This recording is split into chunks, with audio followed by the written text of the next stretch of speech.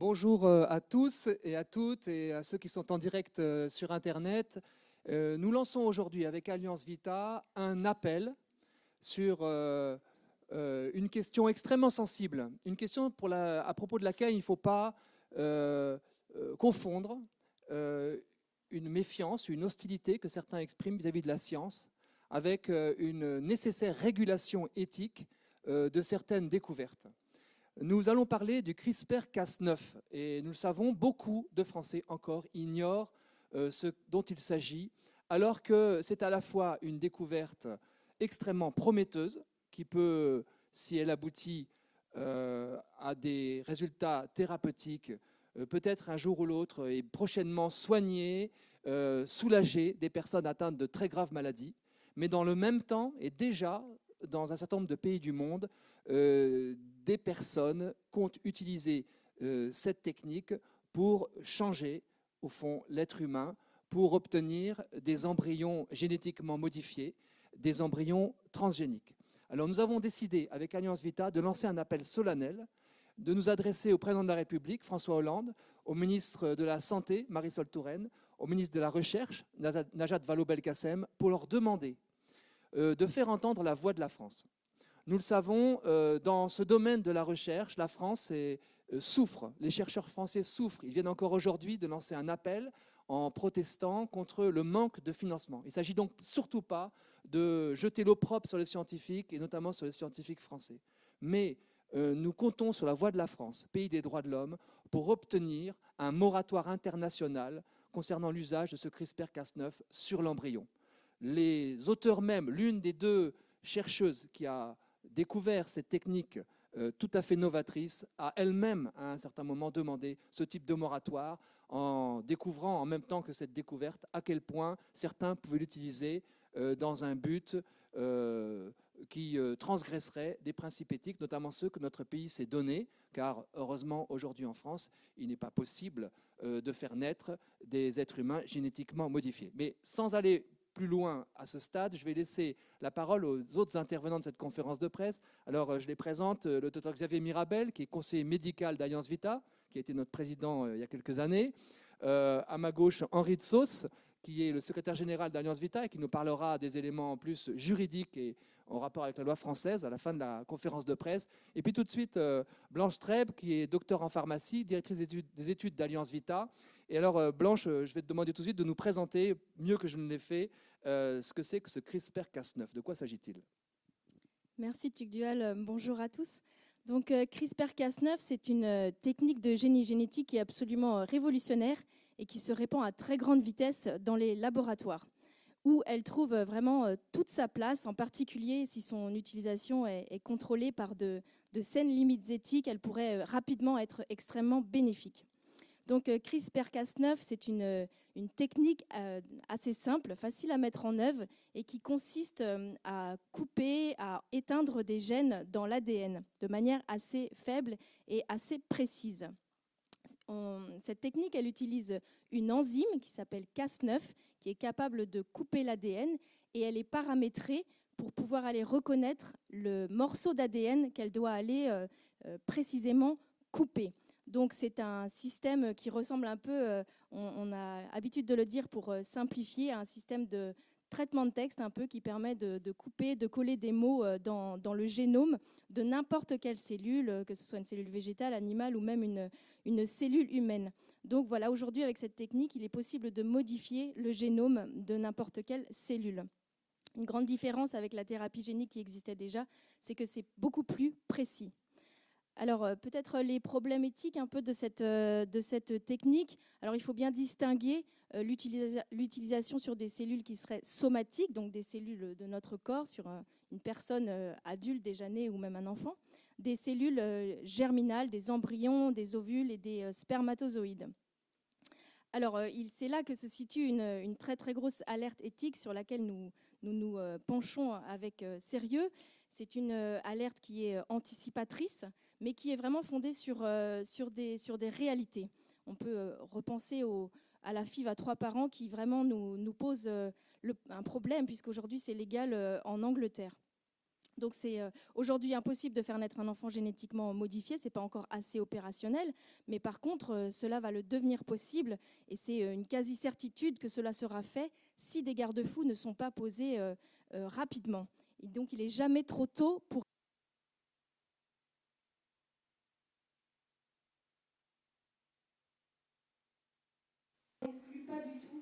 l'hypothèse d'application sur des embryons humains, des applications qui conduiraient à une implantation utérine puis à la naissance d'une personne génétiquement rééditée.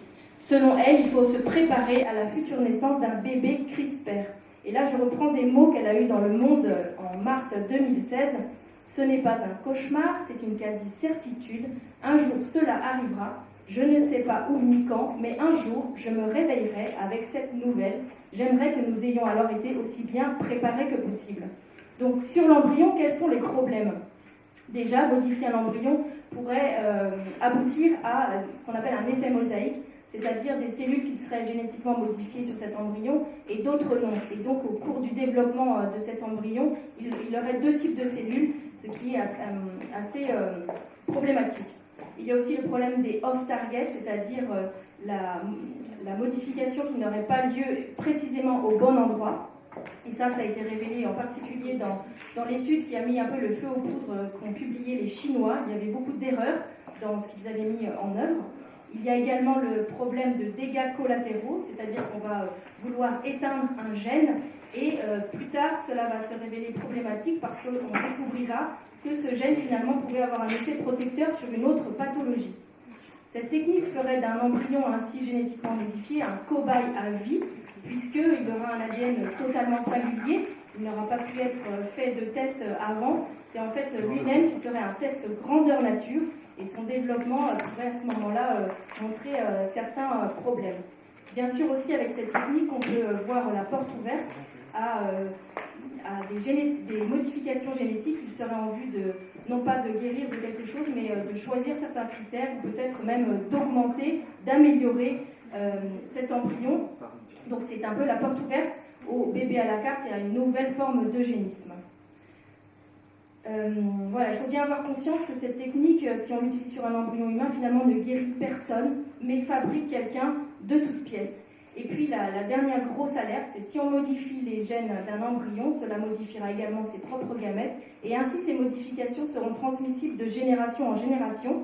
Et là, je vais faire parler Eric Lander, qui est un généticien très connu, qui a organisé un des sommets à Washington et qui est le conseiller en biologie humaine de Barack Obama, qui sur ce point de la transmission aux générations suivantes a dit que nous sommes minables sur ce sujet, nous sommes incapables de prédire les conséquences des changements que nous ferons. Merci beaucoup Blanche, on continuera tout à l'heure sur des questions techniques. Alors je vais rendre public le sondage que Alliance Vita a demandé à l'IFOP à propos du CRISPR-Cas9. Nous avons souhaité en savoir plus sur la façon dont les Français appréhendent ces découvertes dont vous l'avez sans doute, pour beaucoup d'entre vous déjà vu, nous parlons de plus en plus. Je pense qu'il y a une séquence de France de 20 heures qui a longuement décrit ce que nous exprimons aujourd'hui. Eh bien, seulement 9% des Français disent qu'ils ont déjà entendu parler de la technique CRISPR-Cas9 et parmi eux, 3% seulement comprennent ce dont il s'agit. Voilà, c'est un des motifs de notre campagne d'alerte et d'information sur des sujets qui concernent l'avenir de l'humanité, qui nous concernent tous en tant que citoyens. Eh bien, quelques-uns en ont entendu parler et 91% des Français affirment ne jamais en avoir entendu parler. Et donc, ça a surpris certaines personnes qui font partie de ceux qui ont informé les Français sur ce sujet. Mais on se rend compte sur l'analyse que nous pouvons faire. On a laissé sous dossier de presse l'analyse de Jérôme Fourquet, qui est directeur du département opinion à l'IFOP. Eh bien, il y a un certain nombre de personnes qui, au fond, ne percutent pas sur ces sigles complexes dont pourtant ils entendent parfois parler et qui laissent peut-être cela à des spécialistes. Et nous disons non, une éthique sans citoyen risque, au fond, de laisser des décisions majeures pour l'avenir de l'humanité entre les mains de spécialistes de grande qualité, mais qui sont, pour la plupart, jugés partis. Nous ne le voulons pas. Donc l'IFOP a ensuite explicité, je passerai le détail, mais on le mettra sur notre site internet, a explicité pour les interviewer ce que c'était que cette technique, comme vient de le faire Blanche et Streb. Et donc on a posé ensuite deux questions. Est-ce que seriez-vous favorable ou opposé à l'utilisation de cette technique sur des adultes ou des enfants souffrant d'une maladie d'origine génétique dans le cadre de la thérapie génique pour soigner ou améliorer leur qualité de vie? Et lorsqu'on demande aux Français s'ils sont favorables à cette technique lorsqu'elle peut guérir des personnes déjà nées, eh bien, ils sont favorables aux trois quarts, 76%. Il y en a tout de même 24% qui sont défavorables. Ça marque sans doute une inquiétude par rapport aux perspectives du travail sur les gènes. Hein. Donc il y a quand même cette inquiétude. Très favorable 28%, plutôt favorable 48%. Donc aux trois quarts, un peu plus, les Français sont favorables à l'usage thérapeutique du CRISPR-Cas9 sur des personnes déjà nées. Et seriez-vous favorable ou opposé, question suivante, à l'utilisation de cette technique pour modifier génétiquement in vitro des embryons humains? C'est exactement l'inverse. Hein. Les trois quarts des Français, 76%, sont plutôt opposés ou très opposés à l'utilisation de cette technique sur des embryons et seulement 24% y sont très favorables ou 18% plutôt favorables parmi ces 24. Voilà. Et là, on voit au fond l'illustration, même si nous n'avons eu ces résultats définitifs que hier matin. Nous avions bien sûr, vous l'imaginez, préparé cette campagne. L'illustration, au fond, que cette campagne que nous lançons répond au désir d'une grande majorité de nos concitoyens. Notre ligne de base, oui au progrès thérapeutique, non à l'embryon transgénique, on peut dire, est totalement corroborée par le résultat du sondage de l'IFOP. Ensuite, on a posé deux autres questions. Seriez-vous favorable ou opposé à l'utilisation de cette technique pour modifier génétiquement votre propre embryon? On a posé cette question parce que souvent sur des sujets éthiques, quand il s'agit de questions un peu théoriques et un peu lointaines, les personnes peuvent répondre d'une certaine manière, et quand il s'agit de questions qui les concernent plus personnellement, il peut y avoir quelque chose d'un peu différent. Et là, on a vu une légère évolution dans le sens de l'opposition. Ça passe de 76 à 78% quand il s'agit du propre embryon. Et vous verrez peut-être dans les détails que les femmes sont plus hostiles à l'embryon, entre guillemets, génétiquement modifié que les hommes. Voilà, elles sont peut-être plus proches de cette réalité concrète de la grossesse et de la gestation, bien sûr. Ensuite, on a posé une question aux Français sur leur inquiétude. Diriez-vous que vous êtes inquiet ou pas inquiet face à l'accélération de l'intervention des scientifiques sur le génome humain? Et 67% des Français, une très forte majorité, se disent tout à fait ou plutôt inquiets, contre 33% qui se disent plutôt pas inquiets ou pas inquiets du tout. Voilà. Et là, nous lançons un petit peu une alerte en même temps sur le regard de nos concitoyens sur la recherche et sur la science. Et nous avons entendu de nombreux scientifiques qui se sont dit mal aimés, qui se sont dit inquiets de voir non seulement qu'ils avaient moins de moyens, mais qu'ils étaient suspectés. Nous ne voulons pas, par ces campagnes, accréditer l'idée que les progrès scientifiques seraient contradictoires avec l'intérêt de l'humanité. Bien au contraire, nous devons, pour beaucoup d'entre nous, la vie, la survie même, à ces progrès scientifiques extraordinaires qui ont fait que nous avons la vie et que nos ascendants ont été sauvés par les progrès de la médecine. Nous espérons que nos descendants le seront encore plus. Par contre, nous voyons bien qu'avec les quelques apprentis sorciers qui revendiquent d'ores et déjà la transformation de l'humanité, la perspective d'un homme, entre guillemets, augmenté, et bien cette inquiétude croît chez nos contemporains et il faut pouvoir l'entendre pour que la science ne fasse pas les frais de ce type d'inquiétude. Dernière question, l'attitude attendue de la part de la France. Et cela, nous l'avons posé pour voir si les Français pouvaient considérer que nos hauts dirigeants avaient un rôle à jouer dans l'encadrement des modifications de l'ADN. Pensez-vous que la France doit s'engager pour demander un encadrement international de cette pratique de modification du génome humain, de l'ADN? Eh bien, 68% des Français considèrent que la France doit s'engager. Pour nous, la France a un statut assez particulier. Il y a ce qu'on appelle, je ne vais pas le détailler, l'exception bioéthique française. La France résiste à la marchandisation du corps. On ne vend pas ses organes en France, on ne vend pas non plus ses gamètes. Il y a donc une posture française qui est attendue dans le monde entier. Et les scientifiques qu'on a rencontrés nous ont dit à quel point ils étaient frappés de décalage entre leur attitude prudente par rapport à certaines mutations technologiques au regard d'autres pays qui ont une tradition, je dirais, utilitariste et qui ne s'embarrassent pas tellement de limitations éthiques. Nous considérons que l'humanité, en accroissant énormément, de manière fantastique, sa puissance industrielle et désormais biotechnologique, a une responsabilité croissante sur l'usage de ces techniques. On le sait, je pense que je ne vais pas détailler les accidents qu'il y a pu avoir sur le plan industriel. À partir du moment où nous avons une très forte puissance, il faut avoir une très grande humilité dans l'usage de cette puissance. Sinon, eh bien, c'est l'humanité qui fait les frais de sa propre toute-puissance. Eh bien, nous demandons, et j'y reviendrai, au gouvernement français d'avoir une action internationale. Et nous le demandons parce que nous observons bien, et les Français en sont de plus en plus conscients, qu'un certain nombre de firmes multinationales sont désormais comme plus puissantes que les États dans l'usage des biotechnologies. Et nous pensons qu'une régulation au plan à la fois national et international s'impose absolument si l'humanité veut conserver une sorte de maîtrise citoyenne sur les découvertes magnifiques, on pourrait dire même fantastiques, qui ne cessent de tomber et qui nécessitent une régulation d'autant plus forte. Voilà. Alors justement, je me tourne vers Dr Xavier Mirabel, conseiller médical d'Alliance Vita, pour nous dire un peu quelles sont des perspectives thérapeutiques positives que nous pouvons encourager fortement dans l'usage de cette technique et peut-être d'autres techniques, et comment les médecins, les chercheurs se positionnent par rapport à cette ambivalence de l'opinion vis-à-vis de la recherche et des progrès médicaux. Les recherches à but thérapeutique, pour l'instant, c'est quand même assez lointain. C'est-à-dire qu'il s'agit de modifier le génome d'une cellule.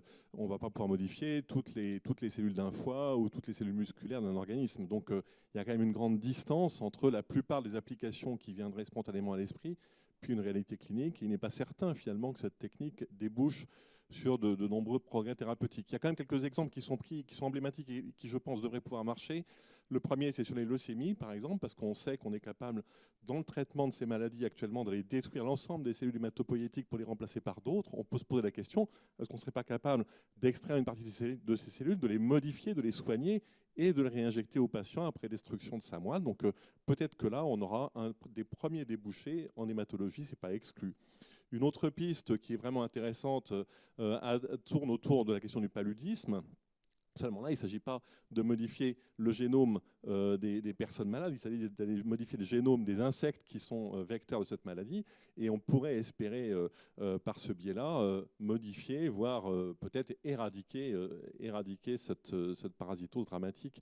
Donc oui, il y a bien sûr des espoirs thérapeutiques. En même temps, voilà, ils sont quand même assez lointains pour la plupart d'entre eux, pour la plupart des déclinaisons qui pourraient venir à l'esprit initialement. Les conséquences pour les chercheurs, c'est peut-être avant tout de se dire on a un outil formidable pour aller expérimenter sur l'embryon, au fond. Et une des premières évidences pour le chercheur dans un laboratoire de recherche en France ou ailleurs, c'est de se dire bah ouais, c'est formidable, on va pouvoir étudier le début du développement embryonnaire, on va pouvoir modifier des gènes, en éteindre certains, comprendre leur rôle dans le développement. Donc là, il y a une fascination sur la souplesse, la simplicité, l'efficacité de cet outil qui pourrait être vraiment une clé de compréhension. Voilà. Alors bien sûr là, nous, on s'interroge et on s'inquiète en disant oui, mais enfin l'embryon, c'est quand même pas un matériau de laboratoire comme un autre, quoi. Et on peut pas admettre que l'embryon humain soit sujet à manipulation de cette façon et détruit volontairement par la recherche. Mais ça rejoint finalement la question du respect que l'on veut, du regard de respect que l'on veut poser sur l'embryon. Autour de cette technique CRISPR-Cas9, me semble-t-il, il y a deux niveaux de réflexion. Il y a le niveau des interdits éthiques qu'il faut qu'on pose. Et il est heureux que nous ayons des interdits éthiques. Par exemple, on peut se féliciter en France d'avoir une loi qui réglemente la recherche clinique. Et je pense que la communauté internationale a suivi la France dans ces lois qui protègent les patients face à l'expérimentation médicale. C'est une très bonne chose. Donc, il est normal que les scientifiques aient des limites et des bornes. Ils le souhaitent, d'ailleurs, ils le demandent. Ils attendent du législateur qui pose des limites raisonnables et justes. Donc la limite, c'est détruire ou jouer avec l'embryon, et ensuite c'est transmettre, modifier une personne humaine et transmettre à la descendance. Donc là, évidemment, il serait souhaitable qu'on ait des barrières éthiques très fermes. Après ça, il y a le risque. Et le risque, ça, il est inhérent à toute recherche, à toute pratique. Le risque, si on se met à modifier les moustiques, on se dit qu'est-ce qui va se passer, quoi? On va modifier peut-être la biodiversité.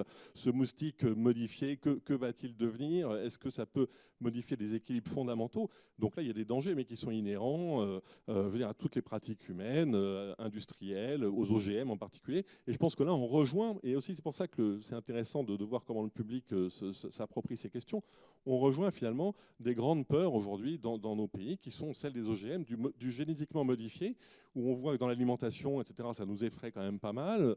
On voit que aujourd'hui, on s'approche, enfin, on a des outils tellement faciles, tellement efficaces, tellement puissants, et qu'on pourrait peut-être être tenté de faire la même chose sur l'homme.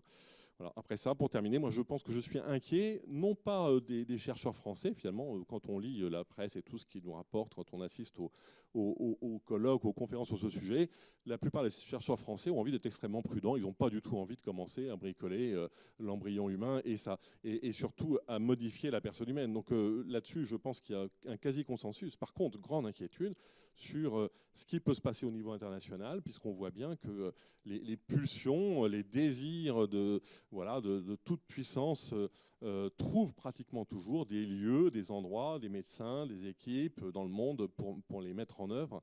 Et effectivement, là, il y a une vraie préoccupation, la tentation transhumaniste dont on parle beaucoup actuellement, qui est assez à la mode, et une vraie réalité, je pense. Et donc, il y a des personnes, oui, qui sont fascinées par ça, qui auraient envie d'aller plus loin. On nous dit que ça serait un bon eugénisme parce qu'il ne ferait que promouvoir des bons gènes. Alors, c'est pas la question, c'est un eugénisme, quoi. Parce que si on veut promouvoir des bons gènes, c'est bien qu'on considère qu'il y en a qui sont mauvais et qu'on veut peut-être que certains en Chine, aux États-Unis, en Angleterre, disent bah oui, on pourrait utiliser ces techniques pour modifier l'être humain, pour pour lui donner des gènes de plus grande intelligence, de plus grand ceci ou cela. C'est quand même extrêmement préoccupant, quoi. Extrêmement préoccupant. Donc oui, je crois qu'il y a un souci au niveau international, et que la France est attendue, parce que la France est le pays des lois bioéthiques, la France est le pays des lois sur la recherche, la France est un pays où sur ces questions on est capable de débattre. Il y a beaucoup de pays où on est dans un libéralisme total. En France, on est capable de réfléchir, on a des institutions pour ça, on a une grande tradition de réflexion éthique, et me semble-t-il, la voix de la France doit se porter sur ces enjeux. Merci beaucoup Xavier Mirabel. Alors Blanche Streb, peut-être un petit point sur ce qui s'est passé depuis cette découverte, à la fois comment est-ce que ça fonctionne aujourd'hui dans le monde et où en est un petit peu le débat mondial sur ce sujet. Merci. Alors la technique, elle a surtout été dévoilée en 2012, les premières publications, même si elle a pris des années de recherche. Et depuis, des quantités très importantes de publications ont pu être dévoilées. L'étincelle un petit peu éthique qui a mis le feu aux poudres, c'est donc une étude publiée par des Chinois qui ont modifié le génome d'embryons humains, qui ont publié cette étude qui a été extrêmement controversée de par cette problématique éthique et puis de par les résultats également. Puis des scientifiques anglais ont aussi obtenu le droit de modifier des embryons génétiquement modifiés pour des recherches, et plus récemment la Suède. Donc c'est vrai que depuis 14 mois, il y a eu énormément de demandes de moratoire qui sont sorties dans la communauté internationale, ce qui fait que nous relayons en fait cette alerte. Nous ne sommes pas là pour dire que nous avons peur, mais nous relayons une peur réelle fondée sur de vraies alertes concrètes qui ont pu être publiées.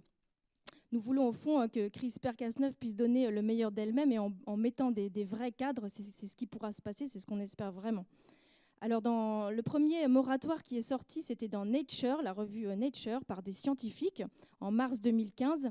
Ces scientifiques qui disent qu'à notre avis, la modification du génome dans les embryons humains en utilisant les technologies actuelles pourrait avoir des effets imprévisibles sur les générations futures. C'est dangereux et moralement inacceptable. Il y a eu une deuxième demande de moratoire et de prudence co-signée par l'une des découvreuses, Jennifer Doudna, dans Science en avril, donc juste un mois plus tard. Puis l'UNESCO lui-même, en octobre 2015, a également édité un rapport et demandé un moratoire sur l'ingénierie du génome. Et il appelait à une interdiction temporaire de cette technique sur la lignée germinale et appelait de ses voeux à un grand débat public. Il y a eu également une lettre ouverte du Center for Genetics and Society qui a été co-signée par des centaines de personnalités, dont certaines françaises de l'INSERM, dont l'une appartient même à la Fondation Sciences Citoyennes, dont le président d'honneur n'est autre que Jacques Testard, l'un des pères des bébés éprouvettes. Il y a eu la mise en place d'un sommet, le Human Gene Editing, qui a été co-organisé par l'Académie de médecine américaine, l'Académie de médecine chinoise et une académie britannique. Donc avec 3 sommets, 2 qui ont eu lieu à Washington et puis 1 qui a eu lieu à Paris. Ils ont également créé un comité de veille et de surveillance. Le groupe européen de bioéthique, plus récemment, a également appelé à un moratoire. Et en France, nous avons plusieurs événements importants également sur le sujet. Nous avons tenu à Paris, à l'Académie de médecine, une conférence de toutes les académies européennes. Il y a l'OPEST, l'Office parlementaire d'évaluation des choix scientifiques et techniques, qui actuellement travaille en profondeur sur la question et qui a pu déjà faire des auditions publiques à l'Assemblée nationale. L'Académie de médecine a rendu récemment un rapport dont Henri Dessausse parlera. Il y a également l'INSERM, le comité éthique de l'INSERM qui travaille sérieusement la question. Et puis, nous attendons également une prise de position normalement du CCNE d'ici la fin de l'année. Donc, ce qui se dessine dans toutes ces discussions, c'est une certaine prudence vis-à-vis de tout ce qui va être touché aux cellules germinales, mais aussi un souhait régulièrement émis de continuer à avancer de manière très forte sur la modification de l'embryon humain dans un cadre de recherche. Et ce qu'on peut observer, c'est que ce qui est très compliqué d'un point de vue international, c'est les différences très importantes de législation entre les différents pays, dont certains d'ailleurs ont très peu de législation, et effectivement la forte poussée de pays qui ont moins de barrières éthiques que nous. On a cité la Chine, l'Angleterre et les États-Unis. Et également dans toutes ces conférences, ces colloques, ces sommets, ce qui revient régulièrement, c'est la demande de débats citoyens, parce que chacun se rend compte que cette question concerne tout le monde, et donc des débats sont communément appelés par toutes ces instances. Voilà. Merci beaucoup Blanche. Avant de laisser la parole à Henri Dessausse, je voudrais au fond réaffirmer que la position que nous avons eue à Alliance Vita par rapport aux lois bioéthiques, en intervenant, en étant auditionnés les uns et les autres au Parlement à plusieurs reprises, a souvent été saluée, y compris par des parlementaires qui n'étaient pas favorables à notre prise de position, comme cohérente. Et le débat aujourd'hui autour du CRISPR-Cas9 confirme à quel point cette cohérence était ou reste nécessaire. Nous avons entendu, peut-être avez-vous entendu récemment, des chercheurs ont affirmé avoir dû détruire des embryons sur lesquels ils cherchaient au 13e jour, car dans leur pays, en Grande-Bretagne, il est interdit de chercher au-delà du 14e jour. Et donc, leur remarque était à la fois une marque de frustration, parce qu'ils auraient voulu chercher davantage et avancer dans les recherches et la connaissance d'un embryon. Mais en même temps, on le voit, entre la garantie de détruire l'embryon et puis la promesse peut-être un jour d'en faire naître, il n'y a qu'un pas.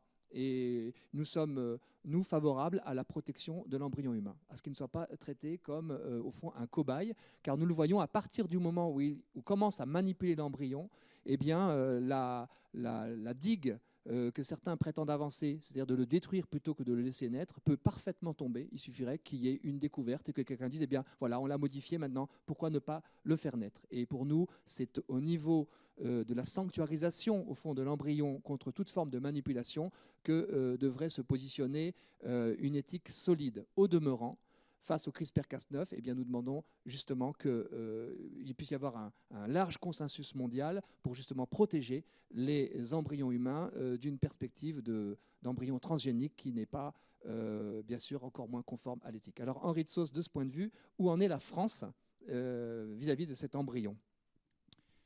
Alors je vous propose maintenant, oui, de prendre un peu de recul historique sur ce qui s'est passé depuis, on va dire, une génération en matière de loi bioéthique dans le domaine très précis de la recherche sur l'embryon.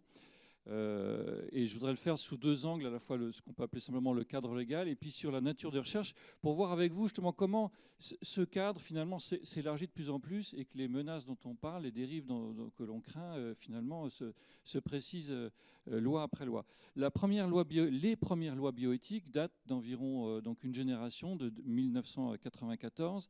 À cette époque, il y avait eu donc des réflexions très approfondies, des débats très approfondis. Et le principe éthique de base qui avait été affirmé, c'est de dire pas de recherche sur l'embryon, n'utilisons pas l'embryon comme un cobaye. Donc c'était un principe d'interdiction totale. Il n'y avait que la possibilité d'études, ce qu'on appelait la finalité médicale, pour améliorer les choses, mais sans détruire l'embryon. Deuxième étape, 10 ans plus tard, en 2004, première révision des lois bioéthiques, c'était prévu régulièrement. Et à ce moment-là, les choses avaient évolué et on a commencé à ouvrir un peu le cadre, un peu plus, en maintenant l'interdiction, mais en disant « Ah, on va faire des dérogations pour une durée très limitée de 5 ans pour voir ce qu'on peut faire, et à condition expresse que ces recherches sur l'embryon, donc qui utilisent l'embryon créés par FIV et qui ont vocation à être détruits, à condition que ces recherches puissent prouver des progrès thérapeutiques majeurs. Progrès thérapeutiques majeurs. Troisième étape, la loi bioéthique de 2011. Même chose, on réaffirme le principe de l'interdiction, mais en élargissant un peu plus les dérogations, on supprime la limite de temps. Et puis, les progrès thérapeutiques majeurs deviennent des progrès médicaux majeurs. Alors, c'est des petites subtilités de langage, mais entre thérapeutique, on voit clairement que ça a pour but de soigner, de prouver que ça peut améliorer les choses. Progrès médicaux, c'est déjà beaucoup plus flou. Quatrième étape, la loi de recherche sur l'embryon de 2013, qui là, en fait, est issue non pas d'un large débat public, d'un débat citoyen comme les précédentes lois bioéthiques, mais qui est issue d'une proposition de loi d'un groupe politique et qui avait fait l'objet d'une espèce de marchandage politique à l'intérieur de la majorité. Et on a vu arriver en débat discret au Parlement une proposition de loi sans aucun débat préalable au niveau du Comité national d'éthique, au niveau du citoyen, et ça s'est voté par petites touches. Et là, donc, on a abouti à la suppression du principe d'interdiction. Et donc, on a affirmé un régime d'autorisation sous des conditions, bien sûr, qu'on a dit très, très précises, etc., mais finalement qui élargissent encore le cadre.